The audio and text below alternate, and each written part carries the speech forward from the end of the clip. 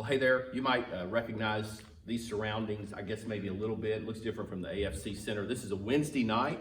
If you're watching this when it's being posted to Facebook and hopefully Instagram, this is the parlor. This is where we often as AFC spend our Wednesday night gatherings. So we're in here. I thought it was important last Sunday and this week, and we'll keep doing this pattern to sort of broadcast this from where we typically are, just for some sort of saneness and sort of linkage back to our place, one of our places where we hang out and where we're together.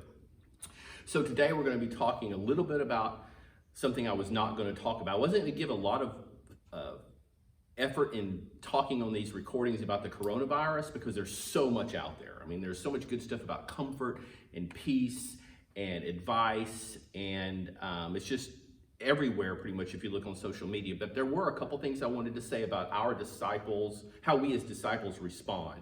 And so we're going to look at a couple of New Testament verses, an Old Testament verse, and then we're going to have maybe a story, and we'll call it done. So first of all, you see your first verse, James chapter 2. Consider it pure joy, my brothers and sisters, whenever you face trials of many kinds, because you know that the testing of your faith produces perseverance. A few months ago in the AFC class in James, we came across this verse, and it has some application today. So what is one of the responses the disciples are supposed to have? So before we get there, when it talks about all the face trials of many kinds, we certainly could say that the coronavirus is one of many kinds. Sometimes a version might say various kinds or varied kinds. So this certainly would be under various. So we're facing this, and I want to think about how we face trials long after this current crisis is over as well. So as we live our lives, as you as students live your lives much longer than just what we're encountering now, to think through how you face trials. So my life goes along pretty tick-tock fashion, pretty easily. There's down days, there's a little bit of a discouragement here and there. I may have a week where things didn't go so well, but generally speaking, my life, and I think most people's lives, are characterized by long periods of just goodness, or at least okayness, where things are pretty good. We're surrounded by friends and family. We have our jobs. Obviously, there's dips and there's periods of time when it's more of a struggle, but most of the time, for me, maybe you can relate, it's just going along pretty in a regular fashion. And I would say overall, pretty good. But then when we encounter personal trials, and often we think about trials from a personal or maybe immediate family context, because rare is it that we're dealing with something that globally affects everyone, our country, our neighborhood, our community. So how do we express joy in that circumstance? Because clearly, James says that one of the ways disciples may have, what is our emotional expression during trials? It's joyful, and it's a pure joy.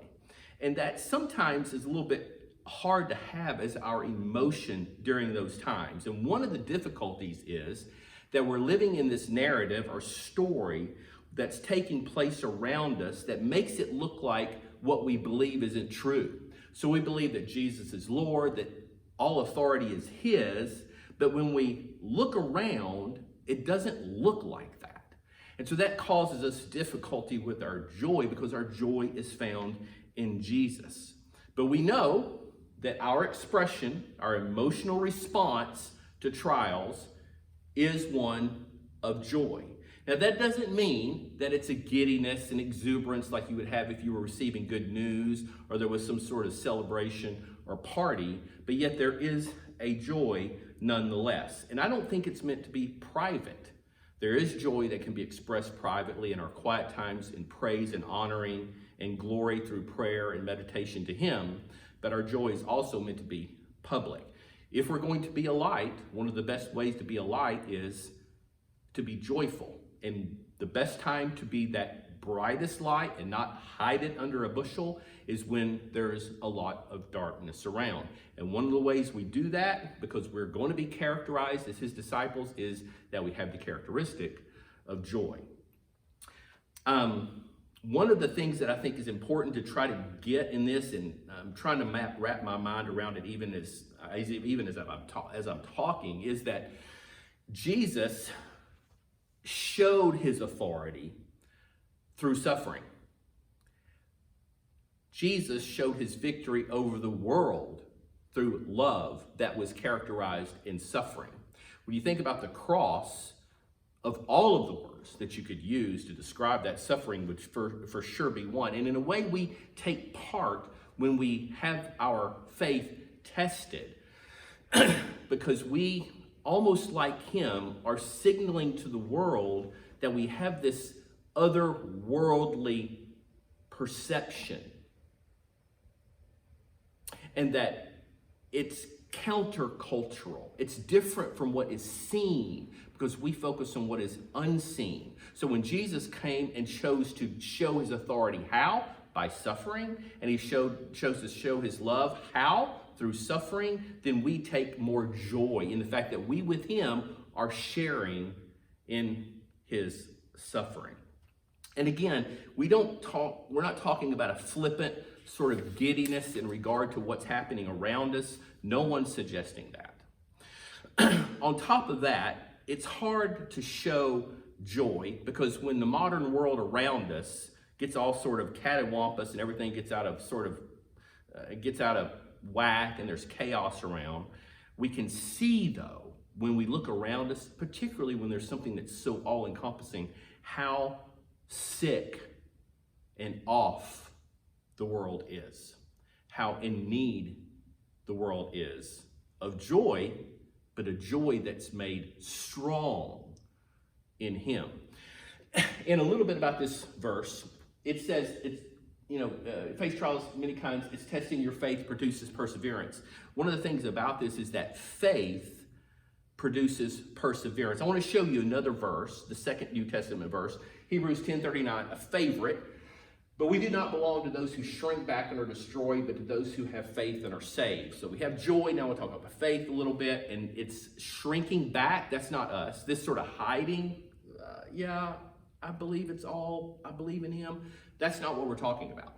Sure, there's points of weakness, and there's times when we feel stronger than others, and we feel like our faith is stronger than at other times. But in most instances, as Christians, we are working toward a time when our faith is strong. That's an assurance.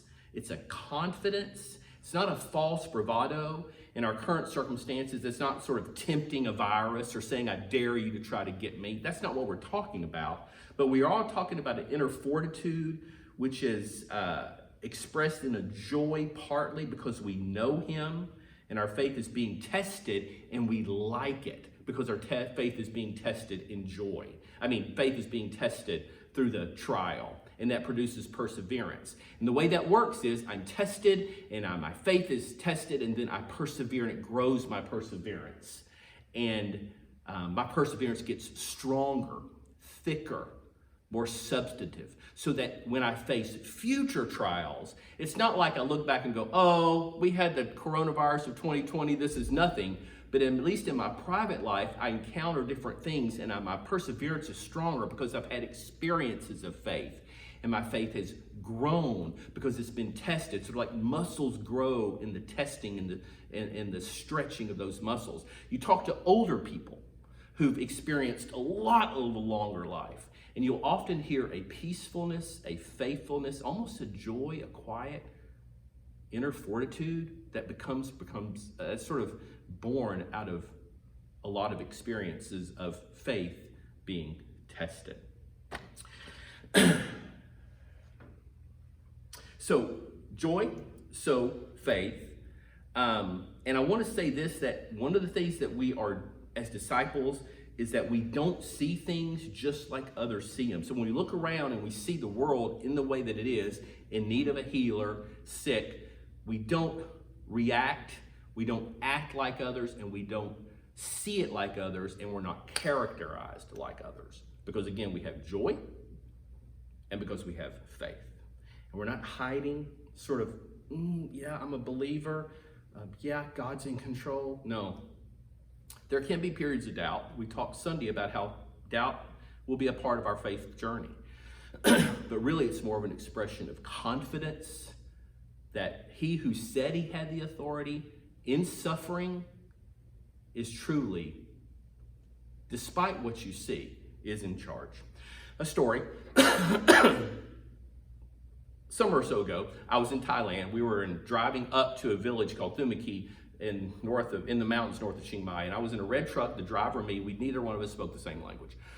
I was having a little bit of a headache, and I was getting a little bit dizzy because the roads were sort of curvy, and he pointed over toward his dashboard to a little jar, it looked really similar to this, and rubbed his temples. So I picked up on the message, so I took some and I rubbed it on my temples right here, and you could smell it. It smells sort of a menthol clove, if I'm picking the scents right.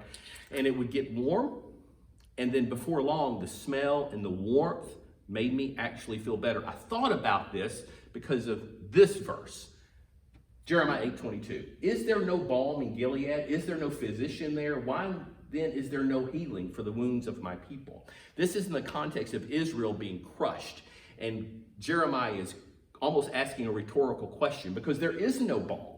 Gilead was famous for this balm that had this healing properties, but there was no balm, there was no physician. Why? Because they had gone on to false gods, and the real balm, the true healing, was only with one healer, and that was God.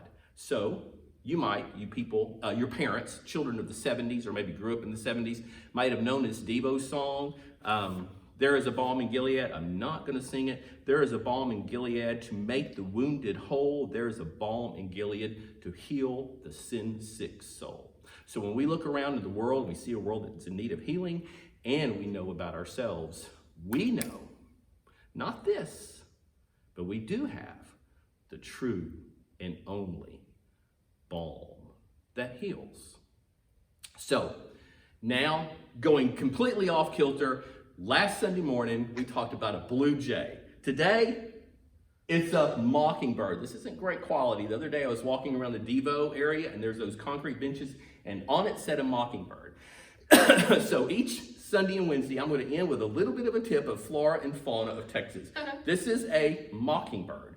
It is actually a northern mockingbird. I was a little disheartened to know that Texas chose a northern mockingbird, but nonetheless. And then I was a little bit disheartened that this bird is actually the state bird of Florida, maybe. I know it's the state bird of Tennessee, Arkansas, and Mississippi. I thought we'd have our own bird. We don't have our own bird, and then it's a northern mockingbird. But this, in 1927, is what Texas legislature said when addressing or choosing the mockingbird.